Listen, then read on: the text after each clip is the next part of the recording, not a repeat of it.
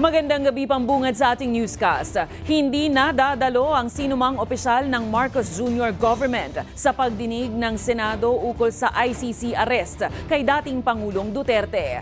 Kabaligtaran yan sa unang sinabi ng Malacanang na hindi pipigilang tumugon ang mga opisyal. Narito ang ating balitang A to Z.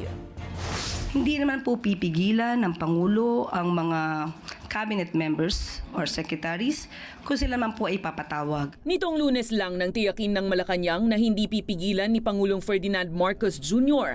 ang mga opisyal ng kanyang gabinete na dumalo sa mga susunod na pagdinig ng Senado ukol sa pagkakaaresto kay dating Pangulong Rodrigo Duterte noong March 11. Pero ngayong araw, kinumpirma ni Executive Secretary Lucas Bersamin na tinanggihan na nila ang imbitasyon para sa ikalawang hearing sa April 3. Sabi naman ng Presidente na hindi daw hihintuin. Pero liwanag ng sulat. Nakakalungkot naman kasi alam niyo maraming tanong pa rin. Sa sulat ni Bersamin sa Senado, hindi na anya kailangan pa ng karagdagang partisipasyon ng mga opisyal dahil sa unang pagdinig noong March 20 pa lang ay nasagot na ang mga katanungan sa mga isyung hindi sakop ng executive privilege.